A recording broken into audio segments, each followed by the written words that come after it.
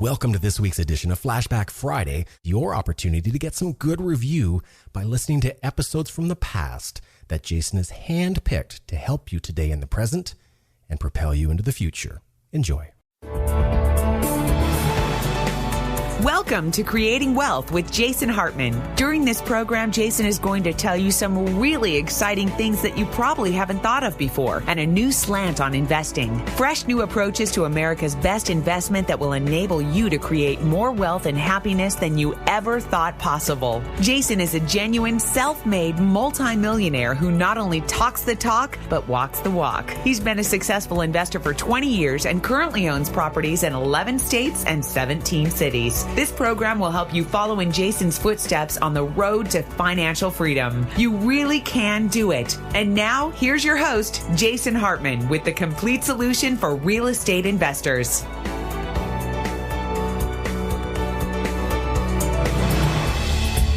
Welcome to the Creating Wealth Show. This is your host, Jason Hartman. This is episode number 398, and we have two guests for you today. First of all, helping me with the intro is Randy Lubke, a mortgage planner and financial planner. Randy, how are you? I'm good, Jason. How are you today? Good. And we will get to you in just a moment. And our second guest today is Zac Bissonnette, who has written a few books, the latest entitled Good Advice from Bad People, Selected Wisdom from Murderers, Stock Swindlers, and Lance Armstrong.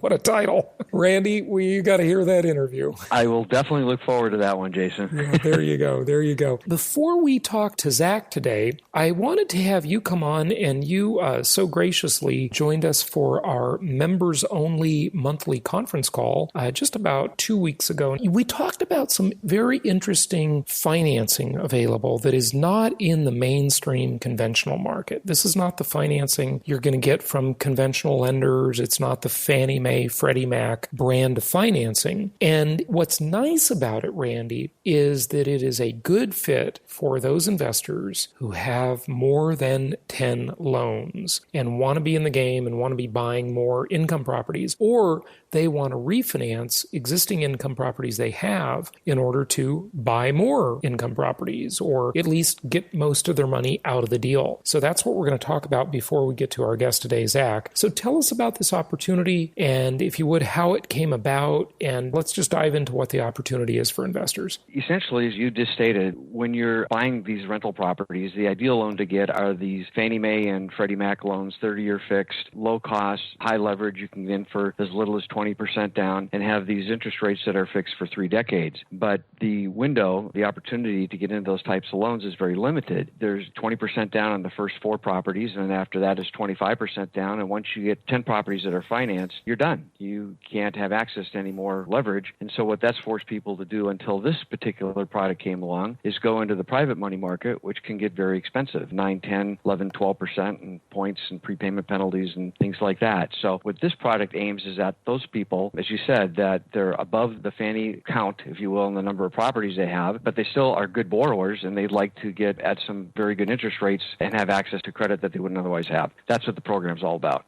The thing to understand for the listeners is that one of the things that makes the United States such an incredible place to invest, and as I've said many times, I kind of hate to repeat myself, but I know I have to because people always ask if I don't. I've been to 71 countries. I've looked at properties in the vast majority of these countries. I've gone out with local real estate agents, real estate brokers. Most of them in other countries are unlicensed, so they're just call themselves a real estate agent or broker. And you go out and look with them, nothing too formal. They just don't have the financing opportunities. And that's one of the things, among other things, like the MLS system and rule of law and all kinds of attractive things that make the U.S. market so much more advantageous. But in terms of the financing aspect, what people have to realize is that we have it too good here because real estate has been basically subsidized by the government through their government-sponsored entities, the GSEs, known as Fannie Mae and Freddie Mac. For Fannie Mae, really since right after the Great Depression. That's why borrowing has always been so cheap and so plentiful and so easy here, because we've had this government-guaranteed, implicit guarantee. It's not explicit. We all saw that in the last financial crisis from a few years ago, but as a secondary market that will buy the loans and keep the velocity of money going, if you will, through the system so that banks can continue to always look for new loans because they can always sell the loans off. And it's made rates very low, financing very plentiful and very available here. And so when you compare it to what's available on the private market, it just never looks that great. But this is about the best it's ever been, Randy. For something that's not through a GSE, through a government-sponsored entity like Fannie or Freddie, I have never seen anything quite this good as what we're talking about today. It's not as good as the Fannie Mae, Freddie Mac type conventional stuff, but it's pretty good, isn't it? For the right person in the right situation, it's an amazing loan. So let's finally get into some of the details of it. Yeah, absolutely. I mean, it's definitely not 9, 10, 12% here, right? So that's right. What are the details? While we're talking about interest rates today, and it's August in 2014. I know it's a podcast, so they might listen to this 10 years from now. But today the interest rates run between 5 3/4 and 6 3/4%. Now that's pretty good for basically a commercial loan. Let's kind of start it with my hit list here. One of the things that a lot of people have done, of course, over the last few years is put their properties from owning them as their own, putting them into entities, owning them in LLCs or corporations. And this particular product does lend to LLCs, not individuals, which is a big deal in and of itself. Again, this is a commercial loan, so it's also offered as recourse and non-recourse type loans. Do you want to talk a little bit about that? Yeah, absolutely. Explain to the listeners recourse and non-recourse. Typical mortgage on a home is really considered a non-recourse loan, meaning the security for the loan in the event of a default would be the property itself, and it would go back to the bank if there was an issue. In some circumstances, we need to have fully non-recourse loans. So, for example, if I own real estate inside of an IRA, I can't guarantee that loan with my signature. I have to have a non-recourse loan. Well, this loan would fit perfectly for that because they will offer it as a non-recourse, meaning the property is the only security, or you can actually improve the interest rate or maybe increase the loan to value if you're willing to sign for and back the loan as a recourse loan. That means if something goes wrong, you are personally liable for it. That's one of the great things about income property is that you can basically delegate a lot of the borrowing responsibility to the property because in a non-recourse loan, only the property is liable for that debt. If you default on it, if you should ever have to default, and I call this the nuclear option, it's the last thing you want to do. In case it ever happens where you need to default on a property, millions and millions of people did this by choice, by total choice, not because they had to. Some had to, but a lot of people did it by choice. They called it strategic default. We've done some shows on it. We've talked about it in some of the past episodes and interviewed some experts on it. They just felt it was a good part of the business plan. The deal they agreed to with the lender is, look, I am signing you the rights to this property if I don't pay. Welcome to this week's edition of Flashback Friday, your opportunity to get some good review by listening to episodes from the past that Jason has handpicked to help you today in the present and propel you into the future. Enjoy. And then they decided at some point, you know what? I don't want to pay, so here's the property. That's the deal we entered into, okay? And it's nothing more than that. And the only liability they had was damage to their credit score, which, is significant and should not be taken lightly by any means. Just understand that people made that decision consciously many times. You really do offload or delegate a lot of the borrowing responsibility to the property. It's almost like cloning yourself. You can say, okay, here's a property. The property will take on this obligation, and this property will take on that obligation, and that property over there will take on this obligation over there. It's a great thing. Versus typical borrowing where you personally have to take on all of the obligation. Certainly many of our listeners own their own business, and many of them have tried to go out and get financing for their business. And, you can't. And if you can get financing, which is pretty hard with a business, you've got to take on that liability yourself. You can't delegate it to the business. Almost never can you do that unless the business is really large. And that's a good point, Jason. This is a commercial loan, and they do look at it as a business. So the property has to be able to support itself, which fits very nicely into the model of the properties that you represent because they have cash flow. Mm-hmm. We have to have positive cash flow, or if it doesn't, you're not going to get the loan. It has to hold its own being based on the cash flow it receives. That's the way it works. Yeah, excellent. Good points. Okay. Talk about the rates again, if you would, and then all of the terms on the loan. I mean, it's not just about interest rate. There's the length of the the loan. There are the points and fees to get the loan. Does it adjust? That's a question. There are many factors. So let's just review all of those if we can. First of all, the minimum loan size is $500,000. Now, when you think about the types of properties that we generally see and represent, we're talking about homes that maybe range from $90,000 to maybe $150,000. So what this loan allows the investor to do is bulk package those properties into one loan. Let's say we have 10 $100,000 homes that were potentially owned free and clear. They paid cash for them. Well, you could get a $500,000 loan and be at 50% loan to value. That's how it would work. So we bulk package the loans. The minimum loan size is $500,000. The maximum loan size is, for all practical purposes, unlimited. They've made loans north of $10 million to investors with apartments and so on. So there's no limit there. And there's also no limit on cash out, which is another important thing. With the current Fannie Mae guidelines, once you have 4 properties financed, and by the way, one of those 4 includes your primary residence,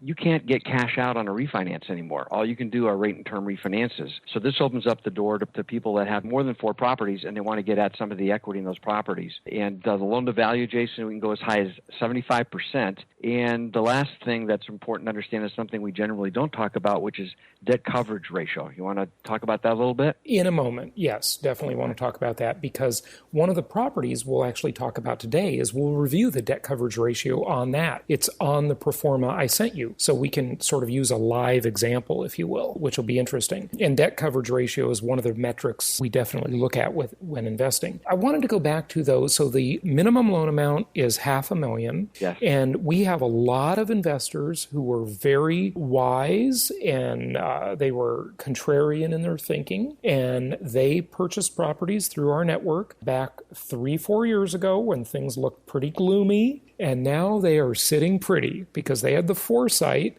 and the guts, and you needed some guts back then to do it, to see that this was going to turn around. And it, of course, did. It always seems to, if you look at history. But there was no financing available back then, or it was much more limited than it is even today. And today, investors think it's limited. It was worse back then, 4 years ago or so. Now they're sitting on a portfolio of properties that they paid cash for, but they bought them so cheap. And now they could turn around and refinance this portfolio of properties and pull up to 75% of the value out. So in the example you gave, and this is how it might have looked, I'll just give you sort of a very rough concept here.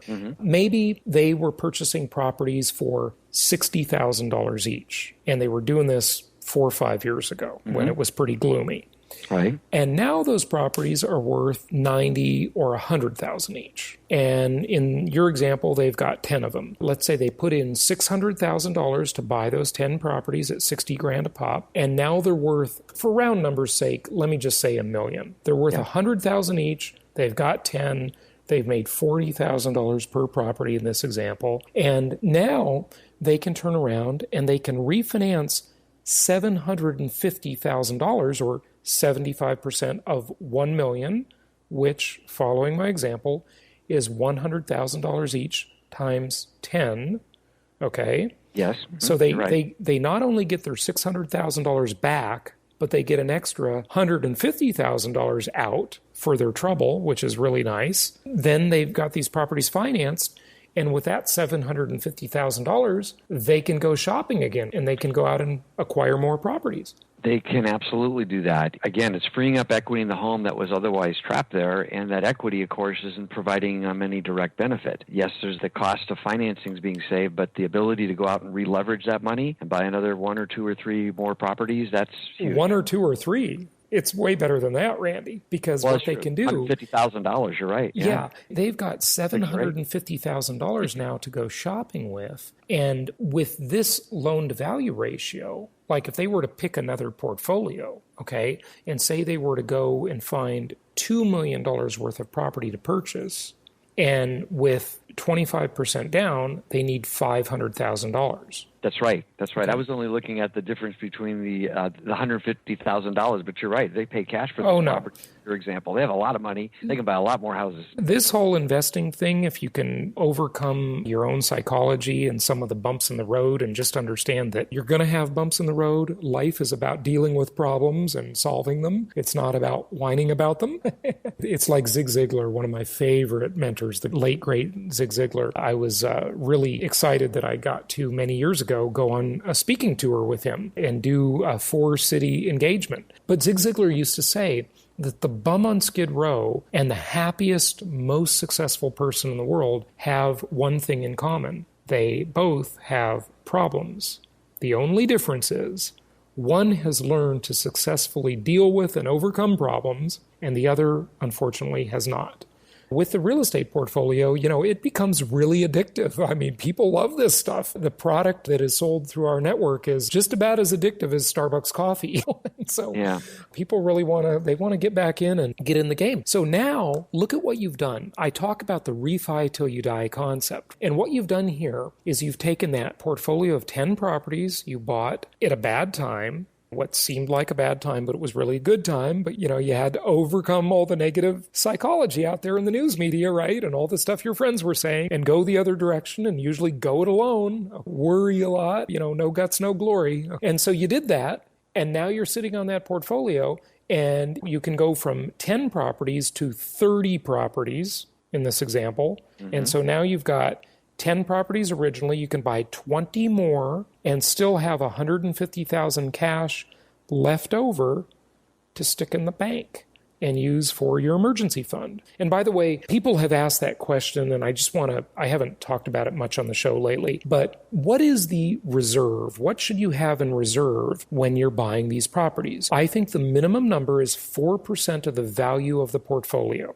So if you have a $2 million portfolio, you should have $80,000 in the bank for vacancies, surprises, problems, repairs, whatever. This is what keeps you in the game. It gives you staying power. At least 4% of the value of the portfolio. Another way to look at it, Jason, I say 3 to 4 months rent. If you have an RV factor of 1. Right, RV ratio, 1%. It's the same thing. Because really what you're trying to do is ensure that if there is a vacancy or a big maintenance issue comes up, that you have the cash there to see you through that downtime that you're going to inevitably experience. So by having 3 to 4 months of rent setting aside for each property, you can easily cover that. Tell us more about the loan. I think we were going to talk about debt coverage ratios, right? Before we hit that, let's talk about the term, because you mentioned that as well. And this is unique in that respect because these aren't 30-year fixed-rate loans, right? These aren't the Fannie Mae loans. These come in 2 durations, a 5-year fixed and a 10-year fixed, but the loans are amortized over 30 years. So let me explain a little bit about how that would work. Going back to the 30-year fixed, what happens, of course, is every month you make a payment. At the end of 30 years, the loan's completely paid off. These types of loans, though the interest rate will be fixed for 5 years, but then it's a balloon. The whole loan needs to be paid off and then either refinanced again or something has to happen in either 5 or 10 years. Those are your 2 choices. But they're not 5 and 10-year loans, because if you think about it, the cash flow would be terrible. If you had to pay off a loan in just 10 years or 5 years, you would eat up all the cash flow, giving the principal back to the bank. So most commercial loans are either a 15-year duration, meaning the loan has a 15-year amortization. This one has a 30-year amortization. You get the benefit of longer-term financing in terms of cash flow, but you get, again, a good interest rate because it's only fixed for 5 to 10 years. We've gone over rate and term. Amortize, that's just from the Latin term. It means amort, to kill. You're killing the loan. You're amortizing it away. Debt coverage ratio. What is the required minimum debt coverage ratio? And see, what this means for the lender is this means how reliable is this property? See, it's not really the borrower, it's the property. Remember, I talked about how you're basically outsourcing the debt or the borrowing obligation to the piece of property. So what they're asking when they look at the debt coverage ratio is, how likely is it going to be that this property is going to pay me back? Do we want to look at your pro forma while we're talking about debt coverage ratio? Yeah, not necessarily. Yeah, we do in a moment. But what is the debt coverage ratio required? The requirement on this one is actually pretty low. It's only 1.2. Oh, that's a cinch. Yeah. Let's look at the performa. Okay. Yeah. Should we look at the performa? Yours looks really good, the one we're looking at. Absolutely. Let me tell you about this property, and I picked it because we've got a property tour coming up there at the end of September. You got to join us, folks, for our Little Rock property tour and Creating Wealth Bootcamp, and that is got great early bird pricing at jasonhartman.com. Click on events. I think it's only $147. We basically lose money on these events, but the way we profit is that people actually invest in properties. That will be at the end of September. You can register for that at jasonhartman.com in the events section. This property, the debt coverage ratio is 1.48, and it gets even better, Randy. It's 1.48 with 20% down. Now, this lender is requiring 25% down. So that's going to make the debt coverage ratio even better. I can't do the math for you right now, but I bet you that debt coverage ratio is going to be like 1.55 or 1.6, which is phenomenal. I mean, it's phenomenal.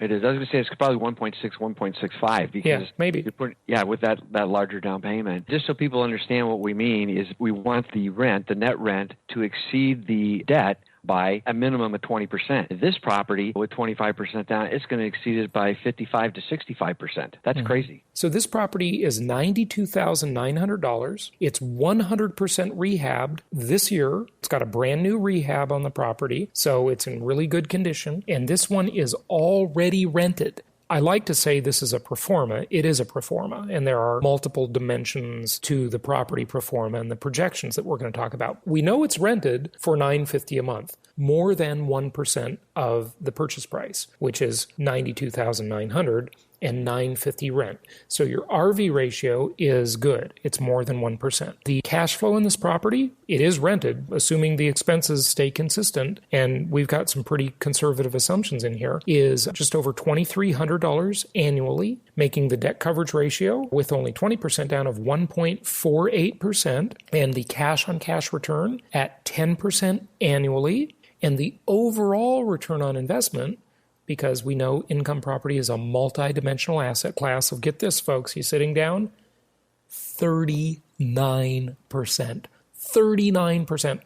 1% shy of 40% annually. And this is why we like Little Rock, Arkansas, a little town you don't think much about, you don't hear much about. If it wasn't for Bill Clinton, probably wouldn't even know where Little Rock was, most of you, right? And no offense to people who live in Little Rock. I'm sure we'll have a couple of those there too as well that come on the tour with us. This is a market that hasn't been invaded by a bunch of big institutional investors. It's a below radar market, and we think that's what represents the opportunity, because in markets like Phoenix, where I live, institutional investors have just come in and ruined this place. We used to recommend Phoenix, but it just got stupid here. The institutional investors came in, the private equity groups, the hedge funds, they pushed the prices up too high, and it just doesn't work. The numbers don't work here anymore. I wish they did. I would love it if they did, but they just don't. You found a winner here, Jason. This is a great property. We've got more great properties in this market, and we always ask, by the way, our local market specialists to save some properties just for the people on the tour. So they will be holding properties off the market until after the tour to give people a first come, first served chance who are on the actual tour to buy those properties. And here's the assumptions I wanted to tell you about.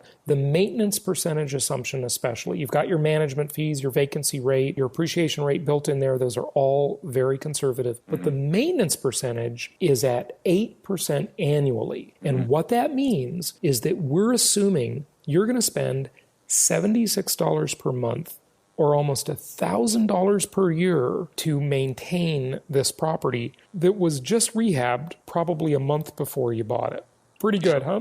I'm looking at your capitalization rate in here at 7.6%. Yeah, don't try that in California. Well, no. I mean, so if you didn't use leverage, if you paid cash for this, right, it's still giving you a 7.6% rate of return on your money, which is phenomenal. And then you see when you throw the leverage into it, that's what enables you to multiply that and get it up to that 39%. Right. Huge. I like to say that leverage is a two-sided coin. It's a two-edged sword. It's a knife that can cut both ways, as the saying goes. Leverage is a very powerful tool, but certainly people have gotten themselves into trouble with leverage, no question about it. But when you have a debt coverage ratio of 1.48% with 20% down, buying this property is only going to take $23,000 and change with down payment and closing costs. It's just so unlikely that you're ever going to get yourself into trouble with a property with a debt coverage ratio like this, because you've got positive cash flow from day one.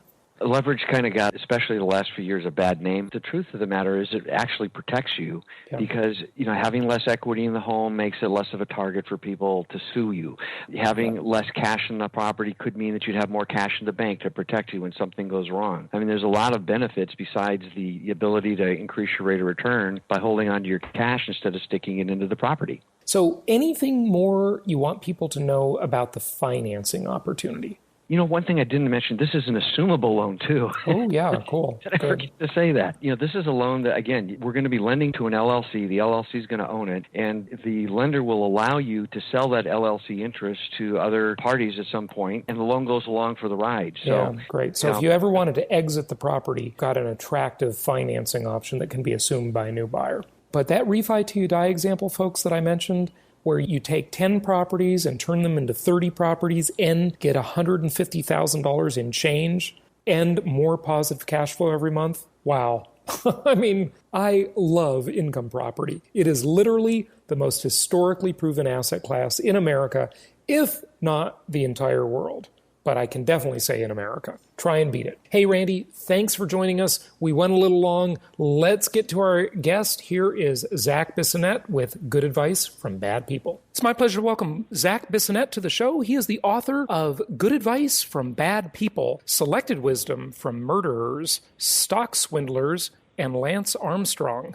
Great topic. Zac, welcome. How are you? I'm great. How are you? Good, good. You're coming to us from New York City today. Always like to give our listeners a sense of geography. Tell us a little bit about your research and background in this field of selected wisdom from murderers, stock swindlers, and Lance Armstrong. The book kind of started, I guess, about a year ago when Lance Armstrong was doing his sort of pathetic apology tour where he went on Oprah, and did his whole shtick about, I'm so sorry, I was a liar and a cheat, and I, would do anything to get what I wanted. And just a few years ago, this was one of the most respected people in America, something everyone would say to their kids, look at him, I want you to be like him. And then I started thinking, it's like, what did we even know about Lance Armstrong that made us think he was such a wonderful guy and a great role model? I mean, he was really good at riding a bike, which until Lance Armstrong, no one gave a crap about people who were good at riding bikes. Okay, so we knew he was good at riding a bike. Then we knew that he had cancer, which is really sad, and that he had a prognosis that allowed him to come back from that cancer with good medical treatment, which is good for him, and I'm happy that he got the help he needed. And then he went back to riding his bike.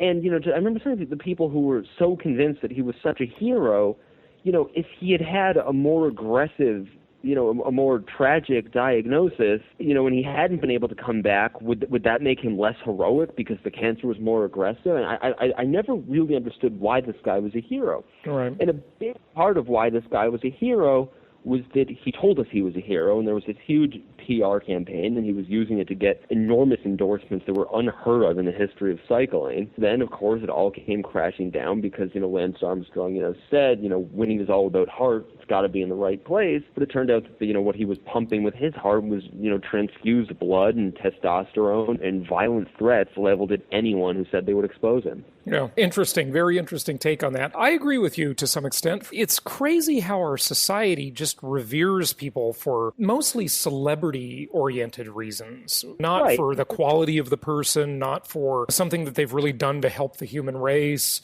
It's often that they will have been really, really good at one thing, one often pretty narrow thing that really is unrelated to most other sort of elements of living a successful life.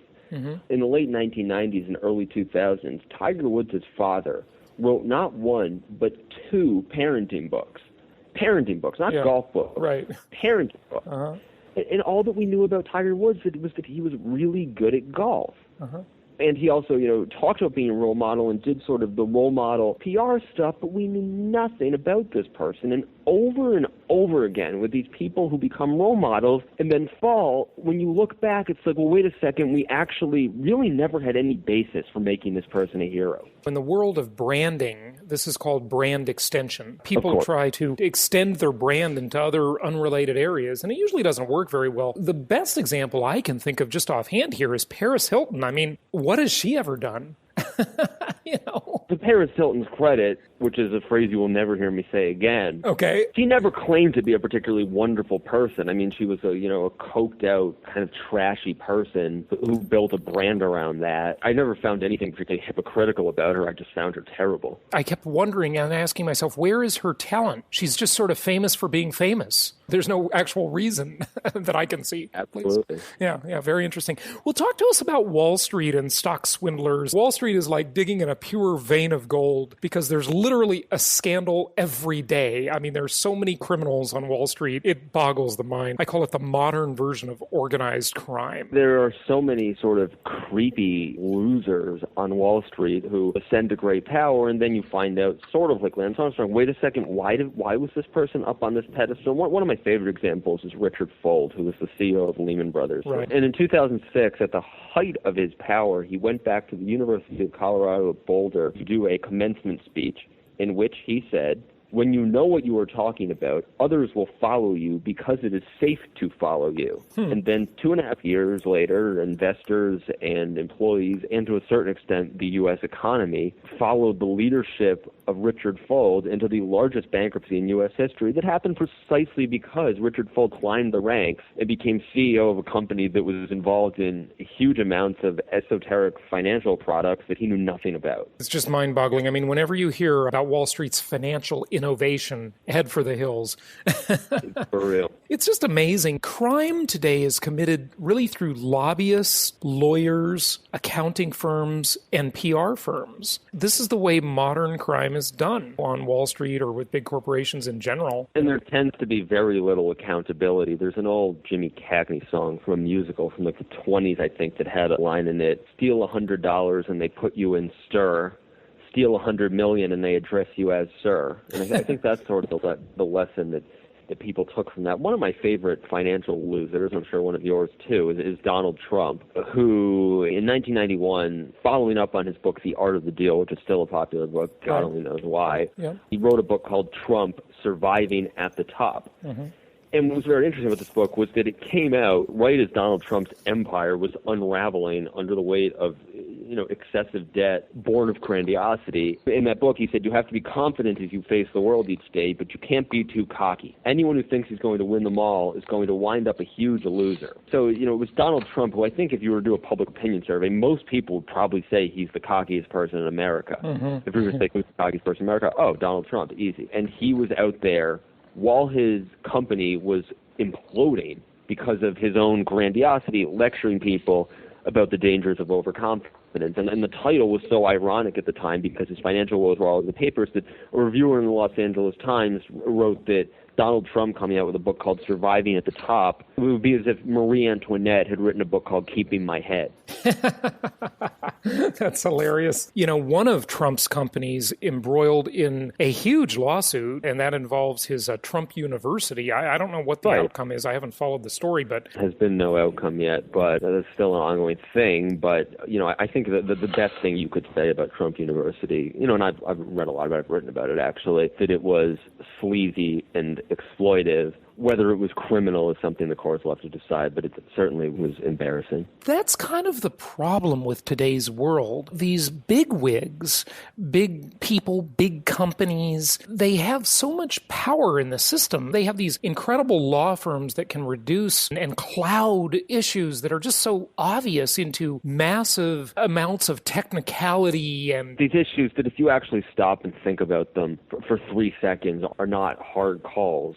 I mean, in Trump University, and I have to be a little bit careful because it is, there hasn't been any outcome with it, but it's pretty obvious that the representations made about what the program would provide for what it cost were not in line with what the programs actually provided. I mean, that is a manifest from looking at any of the legal filings, any of the media coverage, any of the company's own ads, and yet they have to argue about, these technicalities.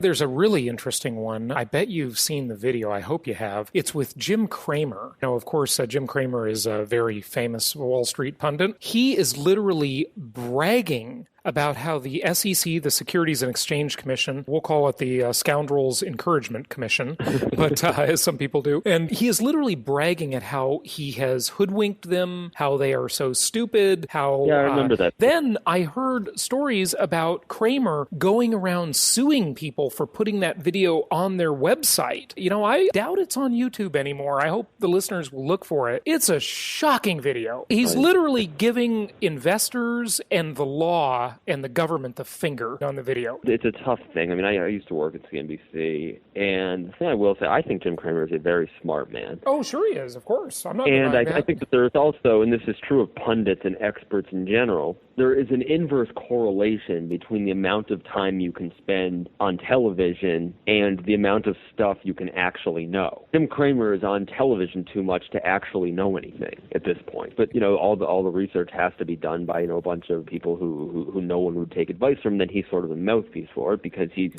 too busy being a brand to actually do anything. Mm-hmm. That's a great equation, the inverse correlation there. I love it. Some of the topic areas that I know you cover is student loans. We'll call it the college student loan government complex, maybe, or something like that. But that seems to be just beyond absurdity nowadays. I mean, the cost of college is ridiculous. Student loan debt is not dischargeable in bankruptcy. It's the only kind of debt that is that way. Is this thing just a big scam?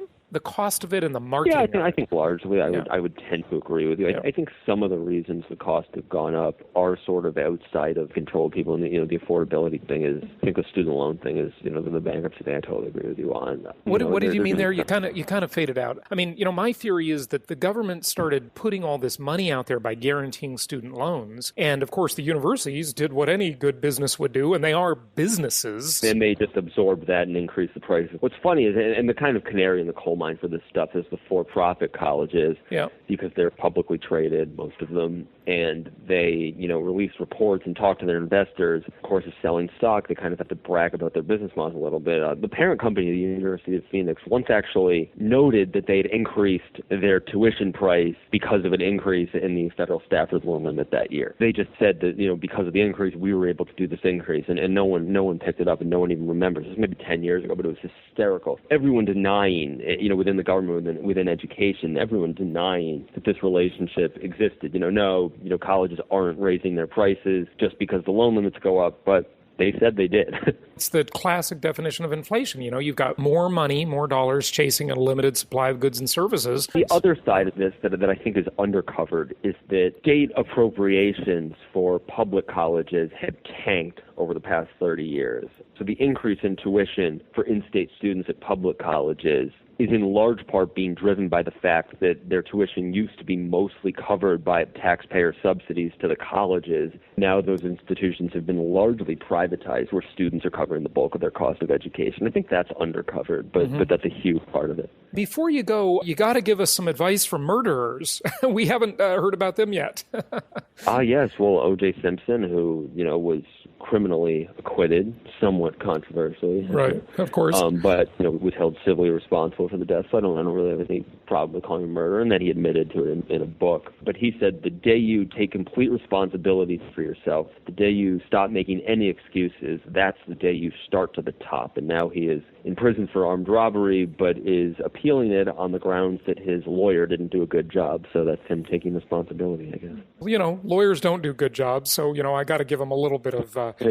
You've got a great quote from Rod Blagojevich. I'm not sure if you remembered all of it. I don't want to put you on the spot, but, do you want me to say it or do you want to say it? It's good. You can say it. It's fine. You got it. I think the most important thing is to restore a sense of idealism and end the cynicism. I mean, Rod Blagojevich was just a hilarious character in the media. He went on Donald Trump's Celebrity Apprentice after he had been indicted. It was totally I didn't know that. Wow. Yeah, it was really, really weird. And Chicago politics, it's been a hotbed of corruption he was the fourth of their last 7 governors to end up in prison. Blagojevich, I think, certainly did not succeed in his goal in ending cynicism about government. Certainly true. Well, very interesting. Zach, give out your website or tell people where they can get the book, whatever you want. Amazon.com is fine. Amazon.com. The book is on there, and it's entitled Good Advice from Bad People, Selected Wisdom from Murderers, Stock Swindlers, and Lance Armstrong. So, Zach, thank you so much for joining us today.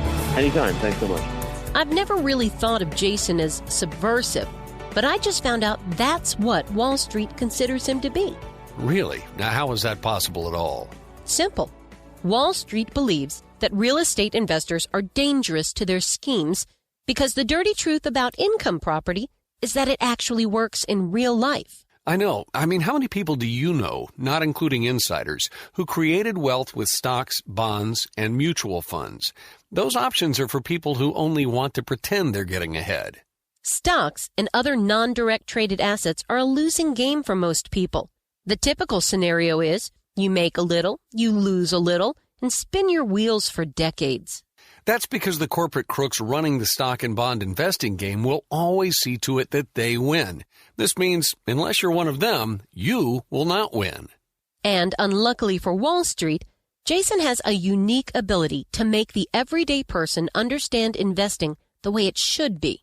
He shows them a world where anything less than a 26% annual return is disappointing.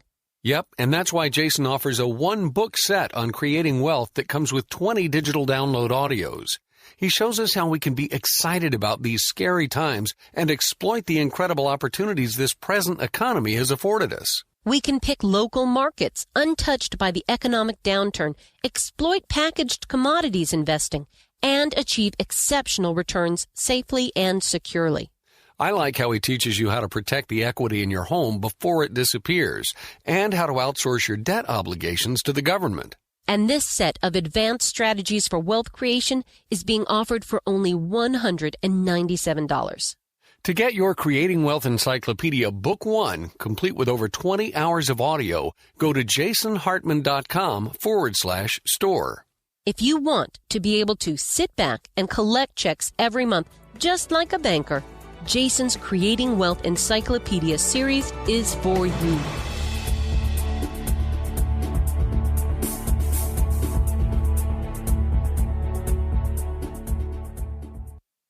This show is produced by the Hartman Media Company, all rights reserved.